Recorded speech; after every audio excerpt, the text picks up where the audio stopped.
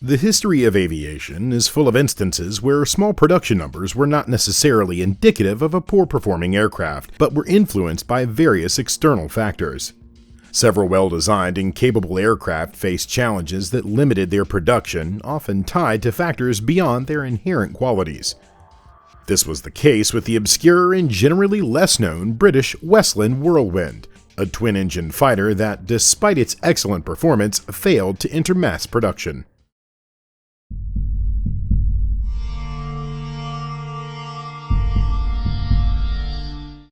The 1930s saw the Royal Air Force's extensive adoption of new technologies. Improvements in fuselage design, new construction materials, heavier armaments, and more powerful engines were key in this period.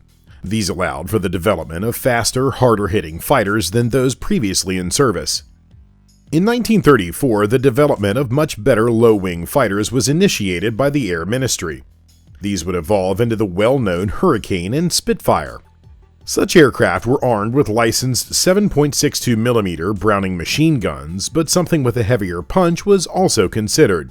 For this purpose, the license for the 20mm Hispano cannon was acquired. With the acquisition of a sufficiently strong armament and the availability of more powerful engines, the Air Ministry issued a request for a more heavily armed twin-engined aircraft to fill the role of a day and night heavy fighter. The final specifications for such an aircraft were issued in 1936, with the principal concept focused on a strong armament of 4 cannons positioned inside the nose. Several companies, such as Bristol, Supermarine, and Westland, presented their designs. However, after a brief examination of all proposals, the Air Ministry chose Westland Aircraft Limited, a relatively new aircraft manufacturer, as the winner of the competition. This was followed by production orders for 2 prototypes in February of 1937. The first wind tunnel tests showed that some changes were needed regarding the tail assembly due to longitudinal control problems. This aircraft initially featured a twin rudder and fins configuration, but this was changed to a high-set tailplane to solve the problem. In May of 1937, the first mock-up was completed. As it was deemed sufficient, work on the first prototype began shortly after its unveiling. Due to delivery problems, this prototype could not be completed until October of 1938. The same month, the first ground test was completed, and shortly after that, the maiden flight was made. The aircraft was flight tested by Westland's own chief pilot, Harold Penrose. Following that, it was allocated to the Royal Aircraft Establishment at Farnborough for future testing. At that time, the project was officially designated as the Whirlwind. During this early testing stage, numerous problems were encountered. The engine was prone to overheating, and another major problem was poor directional stability during flight, which was solved by increasing the rudder area at the tailplanes. In addition, the engineers added a concave-shaped surface to the rudders. To further stabilize the aircraft during stalls and dives, an oval-shaped extension was added at the connection point of the vertical and horizontal stabilizers. With these modifications, the flight testing of the first prototype continued into 1939. At that time, work on the second prototype was nearing completion. It would be tested with engines that rotated in the same direction. As this did not affect its overall performance, it made production slightly easier. The first prototype would be allocated to the 4th School of Technical Training and the second to the 25th Squadron in June of 1940. It would remain there until it was damaged in an accident and removed from service in June of 1941. Despite the whole project being undertaken in secrecy, both Germany and France were aware of its existence. The French even published technical papers mentioning this aircraft, with the Germans publishing their own in 1940. However, in Britain, the existence of this aircraft was only publicly announced in 1942.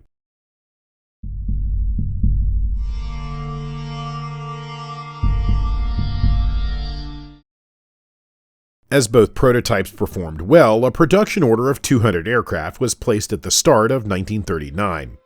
However, this did not occur, and the production started in May of 1940. While a second order for 200 more aircraft was given in the end, the Air Ministry limited the production of this aircraft to only 114 examples. The reason for these limited production numbers was a general lack of Peregrine engines. These engines were being phased out of production in favor of more powerful engines, namely the Rolls-Royce Merlin. The last aircraft was completed in December of 1941.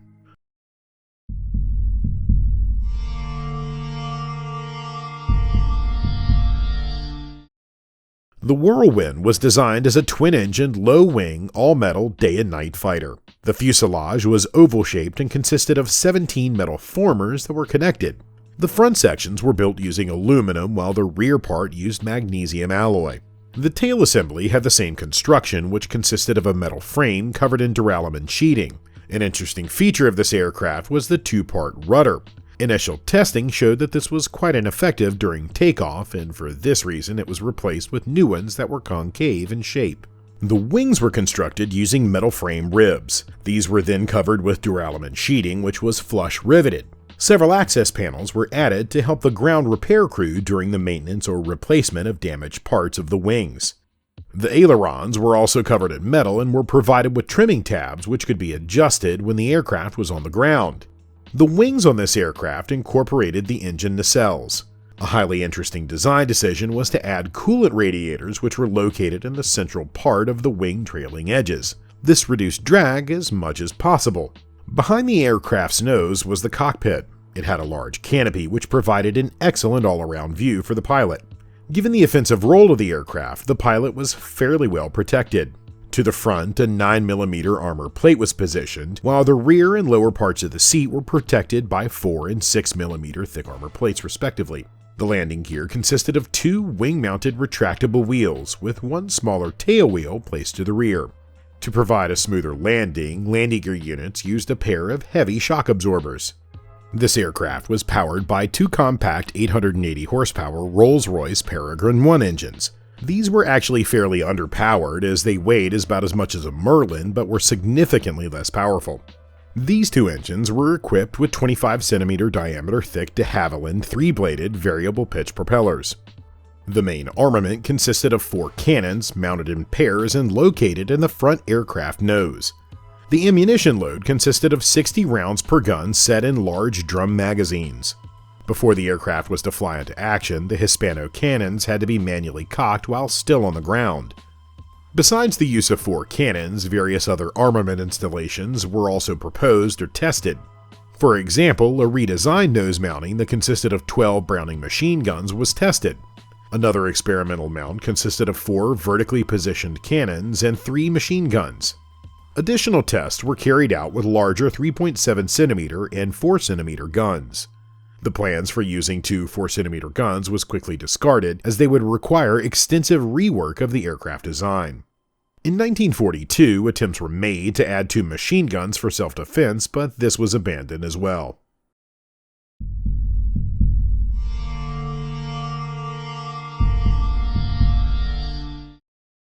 Given their small production numbers, it should not come as a surprise that the distribution of this aircraft to frontline units was limited. The first operational aircraft was allocated to the 25th Squadron stationed at North Weald. These were only briefly used from June to mid-July of 1940. It was decided to instead re-equip the unit with a Beaufighter. The 263rd Squadron stationed at Grangemouth was next to be supplied with the Whirlwinds. On the 7th of August, an accident occurred where one aircraft was lost. During a takeoff, one of the tires blew out, damaging the landing gear. Despite this, the pilot managed to retain control and fly the aircraft away from the airstrip. Once in the air, he was informed of the damage sustained during the takeoff. The pilot at that point had 2 options, either to try a hard landing and hope to survive, or to simply bail out of the aircraft and use his parachute. The pilot chose the latter option, and while the aircraft was completely lost, the pilot himself was unharmed. The first combat action occurred on the 12th of January of 1941. One aircraft took off and tried to engage returning German bombers. After a brief skirmish, one German Ju-88 was reported to be damaged. The first air victory was achieved a month later when a Whirlwind managed to shoot down an AR-196 near Dodman Point. In March, some 9 Whirlwinds were damaged in a German air raid. During this period, the unit suffered further casualties, of which 3 were in action, while the majority were lost during accidents. On the 14th of June, some 6 aircraft were used in ground attack operations against German airfields in the Cherbourg Peninsula. Due to bad weather, the attack was rather unsuccessful. In August, the squadron was repositioned to Charmy Down. From this base, it flew several escort missions. That same month, several air raids against enemy air bases were also undertaken. These were successful, with the Whirlwinds managing to destroy many enemy aircraft on the ground. These included 3 Ju-88s, possibly up to 8 Ju-87s, and a few Bf-109s. Interestingly, even one German submarine was reportedly destroyed. On a few occasions, enemy aircraft were engaged in the air. During one such air clash, some 20 Bf-109s engaged a group of 4 Whirlwinds. In the skirmish, the Germans lost 2 fighters. The British had 2 damaged aircraft, with one more being lost after a forced landing due to damage sustained during the fight. The 137th Squadron was another operational unit that had some Whirlwinds in its inventory. It was fully operational starting from October of 1941 when it was stationed at Charmy Down. One of the first combat actions of this unit occurred in February of 1942. During an engagement with German Bf-109 fighters, this unit lost 4 Whirlwinds. Both units would continue to operate the Whirlwinds in various combat missions, which usually involved attacking ground targets and facilities either along the English Channel or in western parts of occupied Europe.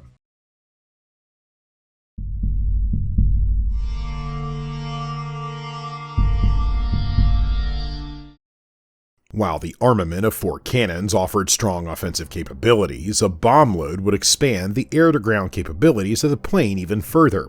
Given their limited number and the urgency of other projects, the first tests were not carried out until July of 1942. One aircraft was modified to be able to carry either 113 kg or 226 kg bombs placed underneath the outer wings. The results were encouraging, and mechanics from the 263rd Squadron began adding the bomb brackets on the wings starting in August of 1942. The 137th Squadron followed up soon with the same modifications. While no official designations were issued for these modifications, the units that used them referred to them as Whirly bombers. In total, some 67 such modifications would be carried out. The first combat action of these modified aircraft occurred on the 9th of September 1942 when the British launched an attack on German trawler ships near Cherbourg. These aircraft would see extensive use up to 1943 against various ground targets. The 137th Squadron retained its Whirlwinds up to June of 1943 when they were replaced with Hurricanes. The other unit operated them a year longer. The Whirlwind was finally declared obsolete and scrapped in late 1944.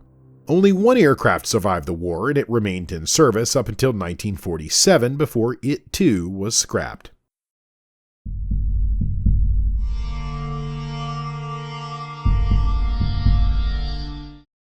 While having a good overall design, the Whirlwinds had a few shortcomings.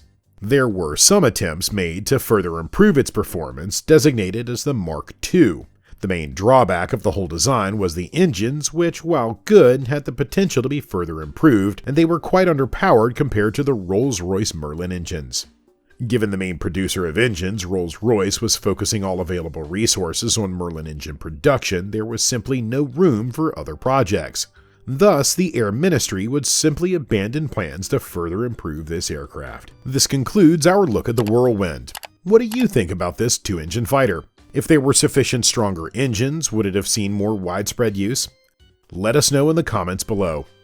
And if you like what we do and want to see more, remember to subscribe so you don't miss a single video. Also, don't forget to take a look at our extensive collection of articles on our website, plain-encyclopedia.com. Thank you.